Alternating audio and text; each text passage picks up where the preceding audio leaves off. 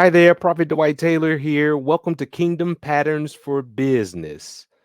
Thanks for joining. Listen, I've been giving a little bit of thought to a topic that I want to share with you today.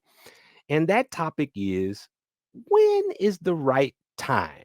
What's the right time? When exactly is the right time? If you want to start a business, how do I know when the time is right? If I want to make an offer, a new offer to one of my clients, how do I know the timing is right?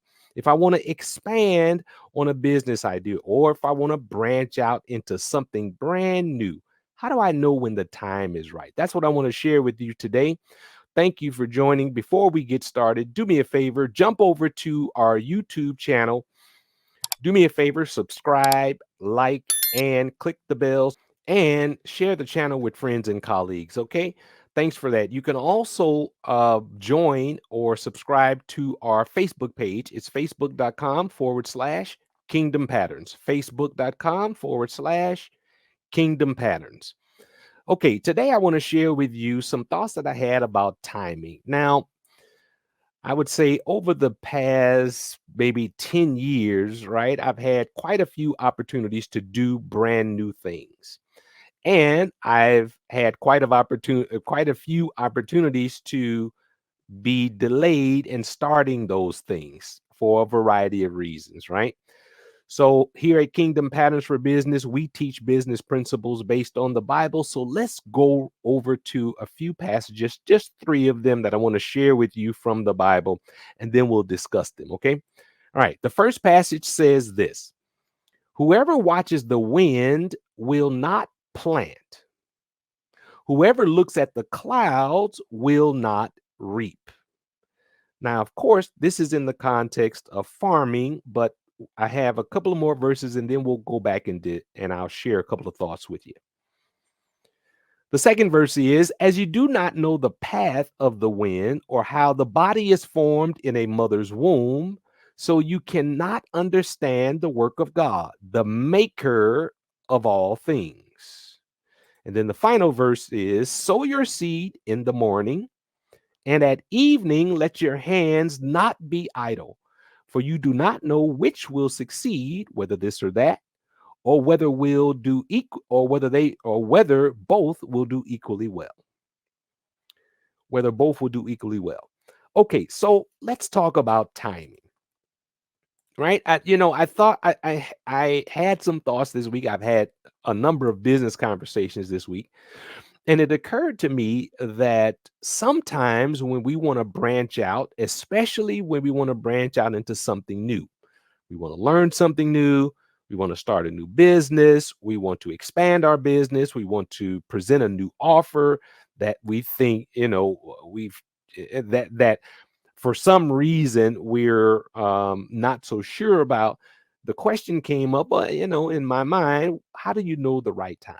Well, due diligence is definitely something that you can apply in this area to know when the right time, right? If you're bringing something to market, um, the maturity of that product or that service that you're bringing to market is one way to know when the timing is right.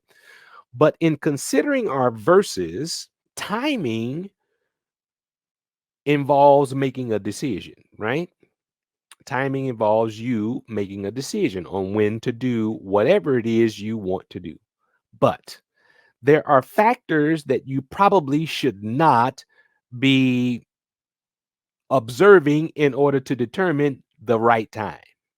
And those factors are things you do not have control of, right?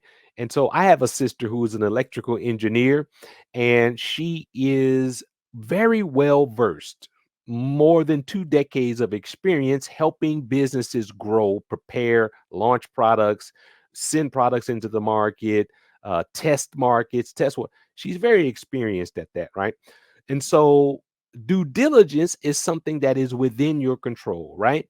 You can test the market, you can size a market, you can do user experience focus groups, you can do things of that nature in order to prepare for the new thing that you want to do.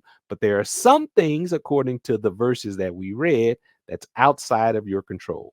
So when it comes to timing, the first piece of advice I would give you is this: If you've done your due diligence on taking this new step, whatever that new step is for you, and the only outstanding factors that are contributing to your final go forward moment are things outside of your control, my encouragement is go forward. Do it now.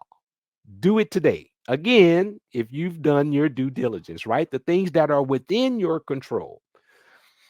The second piece of advice I would give you is if you're not taking that step, and obviously, right, doing something new can always be risky. If I give the example of someone who wants to start selling their homemade recipe in their local grocers, right? Taking that step is risky, right? It's going to cost you some money to package up whatever it is you make. It's going to cost you some money to label it. It's going to cost you some time to go visit local vendors and to have enough product to provide for them. But the truth of the matter is, you have to take that step in order to know whether it's going to work or not. So the second piece of advice I'd give you is if fear is the only thing holding you back from taking that next step, the time is now. The time is now.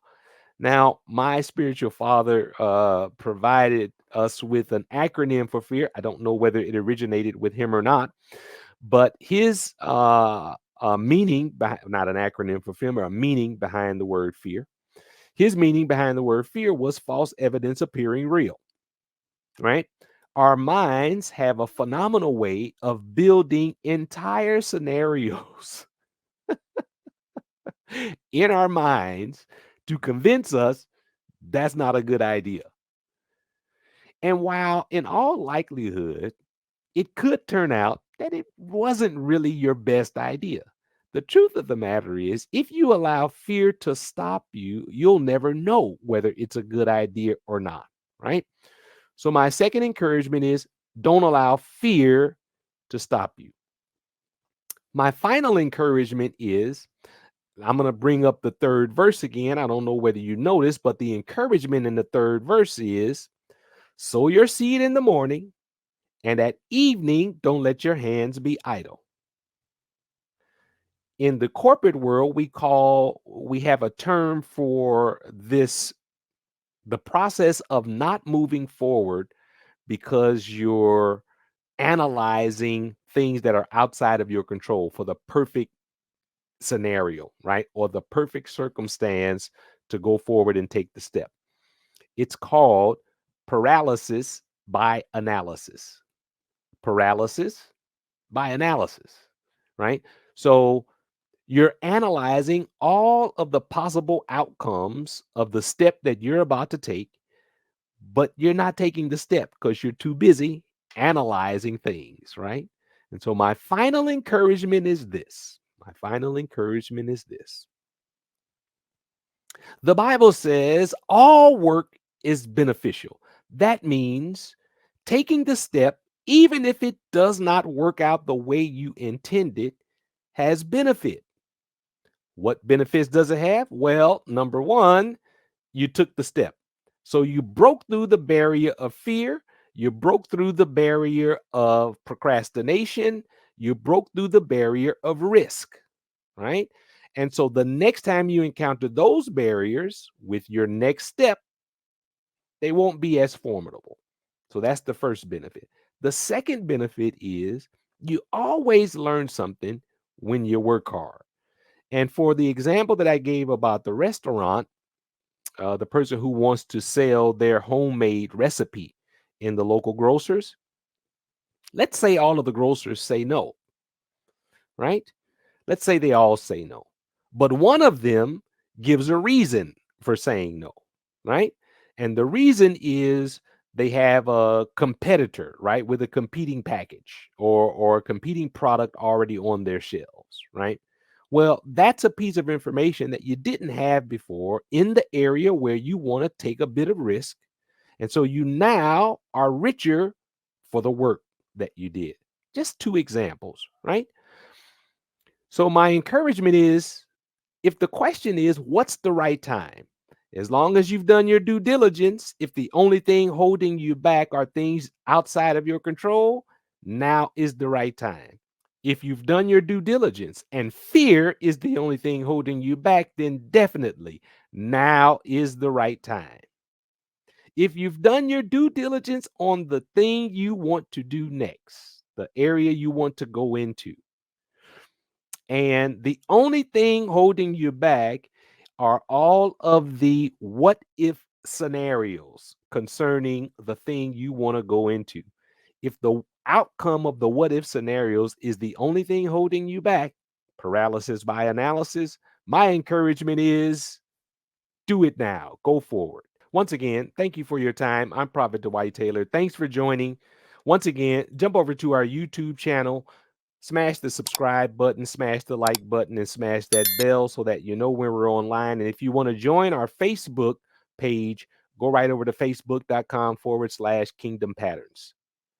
Until next time.